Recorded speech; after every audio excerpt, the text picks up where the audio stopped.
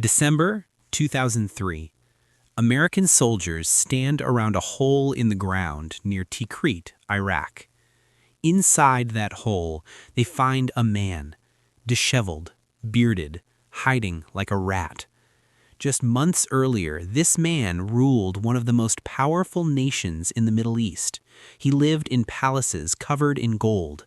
His face was on every wall, every billboard, every coin. Now he's being pulled from a spider hole in the dirt. His name was Saddam Hussein, and his story is one of ambition, brutality, and the kind of absolute power that corrupts absolutely. But here's what most people don't understand. Saddam didn't start as a monster. He started as a revolutionary, a nationalist, someone who genuinely believed he could unite the Arab world and lead his country into prosperity. So what happened? How does someone go from idealistic student to one of the most brutal dictators of the 20th century? Stay with me, because this story spans continents, decades, and millions of lives. And understanding it means understanding how dictatorships are built, how they're maintained, and how they eventually collapse. This is the complete story of Saddam Hussein. The beginning.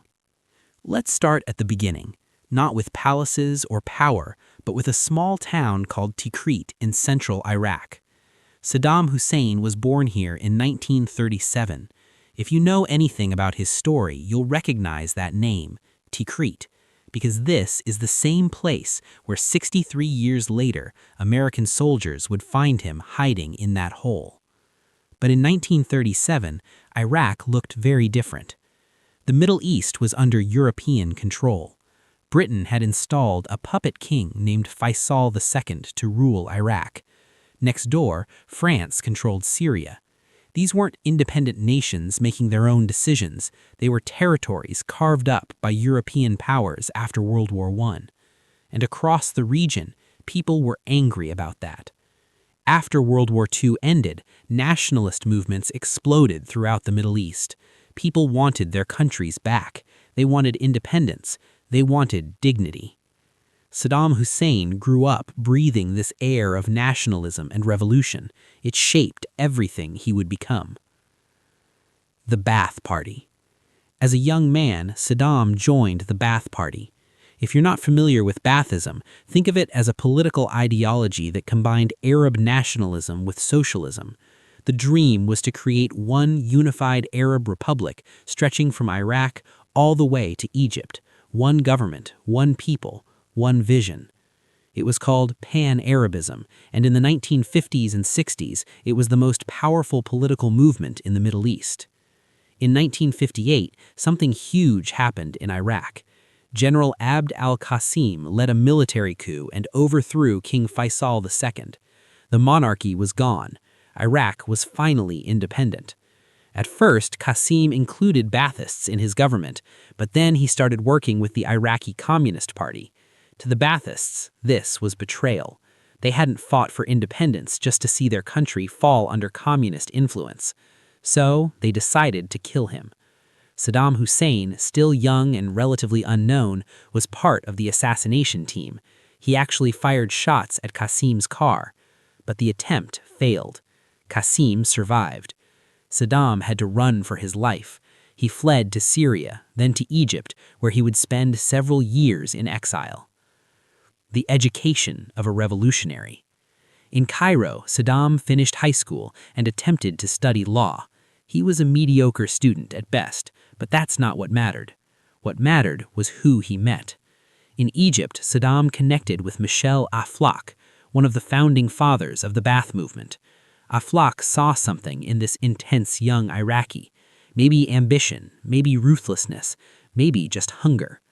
Whatever it was, Aflaq became a mentor, and when the time came, he would help propel Saddam to power.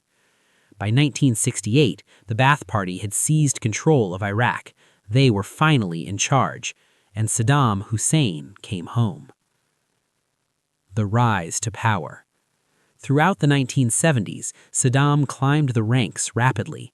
He wasn't president yet, but he was becoming the most powerful man in Iraq. People credited him with strengthening the party, creating domestic programs, expanding education. Under his influence, Iraq modernized. Schools were built, infrastructure improved. Women gained more opportunities than in most neighboring countries. On the surface, Iraq was progressing, becoming more developed, more modern. But underneath, Saddam was building something else entirely, a surveillance state. Estimates suggest that by the late 1970s, up to 1/3 of Iraqis were informing on the rest. Neighbors spied on neighbors, coworkers reported coworkers, even family members couldn't be trusted. This was how Saddam ensured loyalty, not through love or respect, but through fear.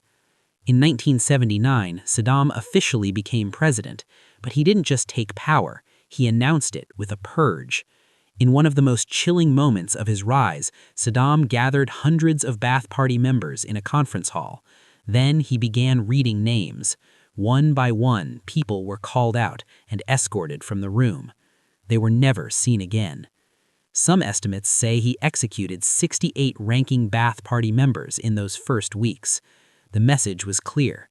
There was only one leader now, only one voice that mattered. Saddam Hussein's Iraq had arrived. The vision. So what was Saddam trying to build? He envisioned Iraq as the center of a secular, pan-Arab Baathist republic. Secular is the key word. Religion would not control government.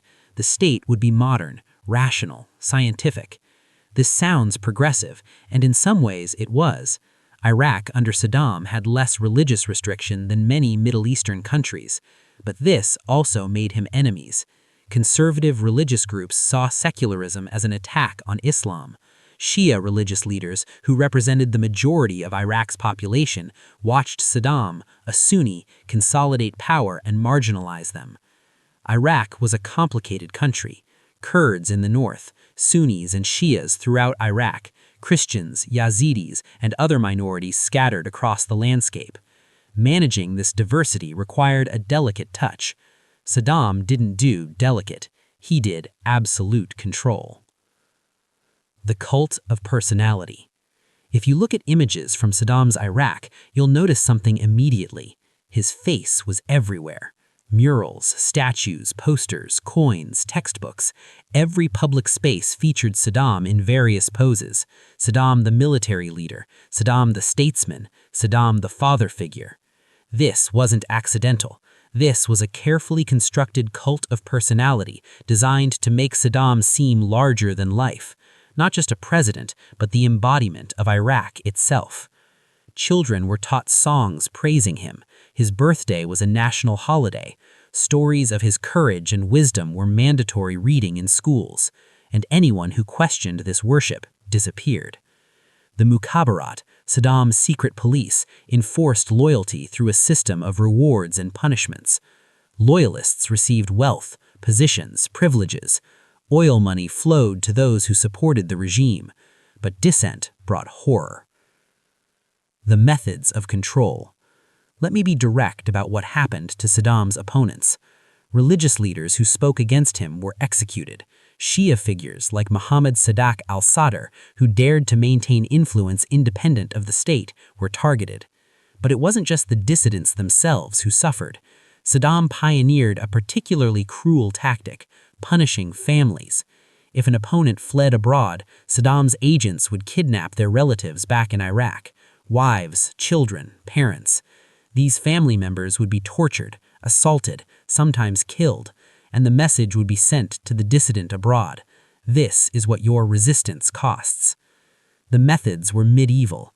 Sleep deprivation, mock executions where people thought they were about to die, beatings, electrocution, starvation, rape used as a weapon of terror. Thousands simply disappeared, taken in the night, no trial, no announcement, just gone. And everyone knew it could happen to them. The sons. Saddam had two sons who became instruments of his terror. Uday was the older one, violent, erratic, sadistic. Stories about him are almost too disturbing to repeat. He would drive through Baghdad at night, see a woman he found attractive, and have her kidnapped and brought to him. He tortured people personally. He ran the country's media and used it to spread propaganda. Even Saddam eventually realized Uday was too unstable to inherit power. Qusay was different, more controlled, more calculated. He ran the Mukhabarat and commanded the Republican Guard, the elite military units that protected the regime. If you wanted to overthrow Saddam, you'd have to go through Qusay's forces first. Together, these two enforced their father's will with brutality that shocked even hardened observers. The Iran-Iraq War. In 1980, Saddam made a decision that would define his presidency. He invaded Iran. Iran had just experienced its Islamic revolution. The Shah was gone, replaced by Ayatollah Khomeini and a Shia theocracy. Saddam saw this as both a threat and an opportunity. A threat because Iran might inspire Iraq's Shia majority to rebel. An opportunity because Iran's military was in chaos after the revolution. Saddam thought it would be a quick war. He was catastrophically wrong. The war lasted 8 years. Over 500,000 people died. Soldiers, civilians, young men sent to die in trenches and minefields. And when it finally ended in 1988, the borders hadn't changed at all. All that death for nothing. But here's something most people don't know. During this war, the United States supported Saddam. Why? Because America opposed Iran even more than it opposed Iraq. The enemy of my enemy became my friend. Donald Rumsfeld, who would later help plan the 2003 invasion of Iraq, met with Saddam in the 1980s as a U.S. envoy. They shook hands. They discussed cooperation. History has a dark sense of irony. Chemical weapons. During the Iran-Iraq War, Saddam did something that crossed a line the world thought had been permanently drawn after World War I. He used chemical weapons. First against Iranian troops, mustard gas, nerve agents, banned by international law, but Saddam didn't care. And then he turned those weapons on his own people. March 16, 1988, the Kurdish town of Halabja in northern Iraq. Iraqi planes flew over the town and dropped chemical bombs, mustard gas, sarin, taboon, VX, possibly even cyanide. 5,000 people died, 10,000 more were injured, many suffered permanent disabilities. Birth defects would appear in the next generation. Why? Because the Kurds wanted autonomy, because they were different, because Saddam believed in unity through elimination. Halabja became a symbol of Saddam's willingness to commit genocide against his own citizens. But it wasn't the end. The Marsh Arabs. After the First Gulf War in 1991, Iraq's Shia population in the south rose up against Saddam. The United States had encouraged this rebellion, then abandoned them when Saddam struck back. The Marsh Arabs, Shia communities who had lived for thousands of years in the wetlands of southern Iraq, became targets. Saddam's revenge was total. He drained the marshes, literally. He redirected rivers, destroyed centuries-old ecosystems, killed the fish and the birds and everything that made that world possible. He used chemical weapons again. He shot people. He starved them. He forced tens of thousands to flee. Within a few years, a culture that had existed since ancient Mesopotamia was nearly destroyed. This was ethnic cleansing. This was genocide. But the world was tired of Iraq and looked away. The fall. September 11, 2001 changed everything. Even though Saddam Hussein had nothing to do with the attacks, the United States decided he was a threat that needed to be eliminated. Claims about weapons of mass destruction, allegations of connections to terrorism. The Bush administration built a case for war. In March 2003, American forces invaded Iraq. Saddam's military, once feared throughout the region, collapsed quickly. His statues were toppled, his palaces were occupied, and Saddam himself disappeared. For months he evaded capture, moved between safe houses, relied on loyal supporters from his hometown of Tikrit, until December 13, 2003. American soldiers, acting on intelligence, searched a farm outside Tikrit. They found a camouflaged hole in the ground, barely big enough for a person. Inside was Saddam Hussein, the man who had built palaces, who had ruled through fear, who had wielded absolute power over millions of people, was hiding in a hole. He was pulled out, disheveled and defeated.